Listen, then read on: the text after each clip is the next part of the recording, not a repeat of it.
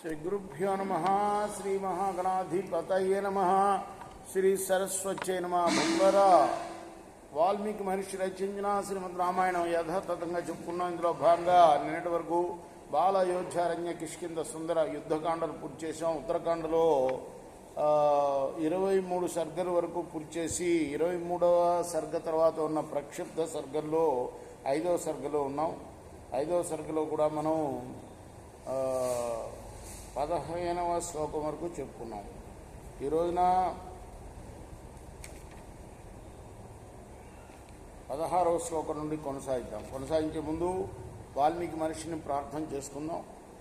కూజంతం రామ రామేతి మధురం మధురాక్షరం ఆరుహ్య కవితా శాఖం వందే వాల్మీకి కోకిలం.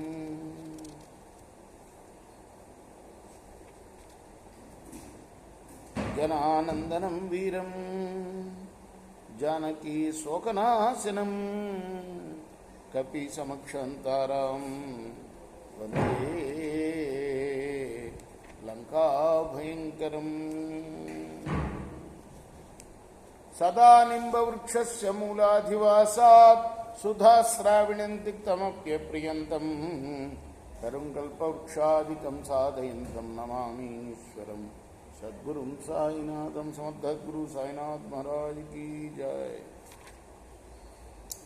రావణస్య చ యో వేగః సర్వలోక భయంకరః తథా వేగ సహస్రాణి సంశ్రితాని తమేవ హి. రావణుడిలో సకల లోకాలకి భయం కలిగించే ఏ వేగమైతే ఉన్నదో దానికి 1000 రెట్లు రెట్టింపు 1000 రెట్టులుగా ఆ పురుషుణ్ణి ఆశ్రయించి ఉన్నాయి. ధర్మస్తస్య తపస్యైవ నేను చెప్పుకున్నాం కదా మనం. పశ్చిమ సముద్రం వైపు వెళ్తే అక్కడ ఒక పురుషుడు కనిపించాడు. అతని గురించి చెప్తున్నాడు. అతని యుద్ధానికి రమ్మన్నాడు. సరే వస్తా, నీ యుద్ధ ఆసక్తిని పోగొడతా అన్నాడు ఆయన. అతనికి ఉన్న బలం చెప్తున్నారు. అతని 1000 రెట్లు ఎక్కువ బలం ఉంది రావణాసురుడి కన్నా. ధర్మస్తస్య తపస్యైవ జగతః సిద్ధిహేతురో ఊరోహ్యాశ్రిత్య తస్తాతే మన్మథస్మి మాశ్రితః విశ్వదేవాకటిభాగే మరుతో బస్తి పార్శ్వయో. జగత్సిద్ధికి హేతువులైన ధర్మం, తపస్సు ఆ పురుషుడి యొక్క తొడల్ని ఆశ్రయించి ఉన్నాయి. మన్మధుడేమో అతని శిష్ణాన్ని ఆశ్రయించి ఉన్నాడు. విశ్వే దేవతలు కటి ప్రదేశాన్ని ఆశ్రయించి ఉన్నారు. మరుత్తులు అతని యొక్క పార్శ్వములయందు ఉన్నారు. మధ్యేష్టవు వనవస్తస్య సముద్రాః కుక్షితః స్థితాః పార్శ్వాదిషు దిశః సర్వసంధిషు మారుతః. ఆ పురుషుడి యొక్క నడుంలో వసువులు, పొట్టలో సముద్రాలు, పార్శ్వాది భాగాలయో సకల దుక్కులు, ఆ భాగాల్లో అన్ని సంధులయందు వాయువు ఉన్నాడు. పృష్టంచ భగవాన్ రుద్రో హృదయంచ పితామహ పితరశ్చాశ్రిత పృష్టం హృదయంచ పితామహ. ఇక రుద్రుడు, పితృదేవతలు అతని వీపు మీద ఉన్నారు. బ్రహ్మదేవుడు హృదయంలో ఉన్నాడు. గోదానాని పవిత్రాణి భూమిదానాని అనిచ సువర్ణవరదానాని కక్షలోమానుగానిచ. పవిత్రమైన గోదానాలు, భూదానాలు, సువర్ణదానాలు ఆ పురుషుడి యొక్క చంకల్లో ఉన్న వెంట్రుకల్లో ఉన్నాయి. హిమవాన్ హేమకూటశ్చ మందరో మేరుడేవచ నరంతు తం సమాశ్రిత్య అస్థిభూత వ్యవస్థిత. ఇక హిమపర్వతము, హేమకూటము, మందరము, మేరు పర్వతము ఇవి ఆ పురుషుడి యొక్క ఎముకలుగా ఉన్నాయి. పామిర్వజ్రో అభవత్తస్య శరీరే జౌరపి స్థిత రుకాటికాయాం సంధ్యా చ జలవాహశ్చ యోఘన. వజ్రాయుధం అతని యొక్క హస్తంగా ఉంది. శరీరం నందు ఆకాశము, మెడ వెనుక భాగం నందు సంధ్యా మేఘాలు ఉన్నాయి.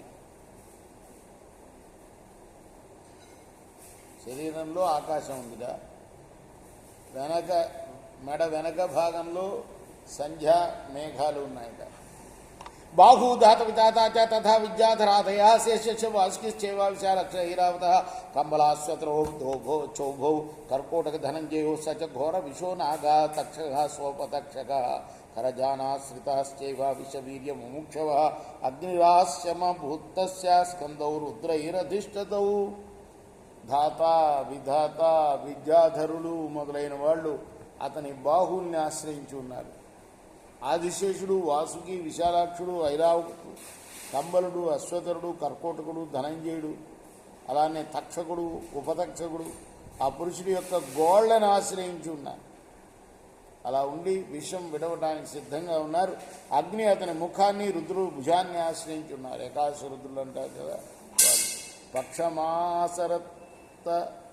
పక్షమాసర్తవశ్చైష దంశయోరుభయో స్థిత నాసే కుహూరమావాస్య ఛిద్రేషు వాయవస్థిత. అతని రెండు కూరల యందు వక్షాలు, మాసాలు, ఋతువులు ఉన్నాయి. కుహు ముక్కులోను, ఛిద్రంలో వాయువులు ఉన్నాయి. గ్రీవా తస్యా భవద్దేవి వీణాచాపి సరస్వతి నాసత్యో శ్రవణే చోభే నేత్రో చయ నేత్రే చ శశిభాస్కరౌ. సరస్వతీదేవి యొక్క వీణ అతని కంఠంగాను, అశ్విని దేవతలు చెవులుగాను, చంద్రసూర్యులు నేత్రాలుగాను ఉన్నాయి. వేదాంగాని చేజ్ఞాశ్చ తారారూపాణి యాని చ సువృత్తాని చ వాక్యాని తేజాంసి చ తపాంసి చ ఏతాని నరరూపస్య తస్య దేహాశ్రితాని వై.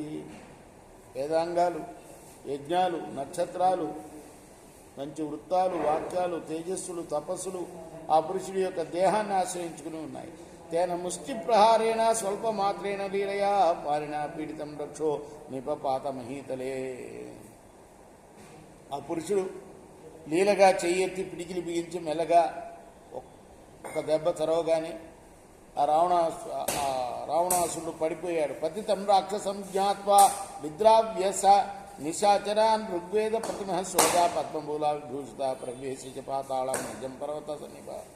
పద్మమాలను అలంకరించుకొని ఋగ్వేదంలా ఉన్న పర్వతం వంటి ఆకారం గల ఆ పురుషుడు రావణుడు పడిపోయినట్టు చూచి రాక్షసుని తరివేసి తన నివాసమైన పాతాళంలోకి వెళ్ళిపోయాడు.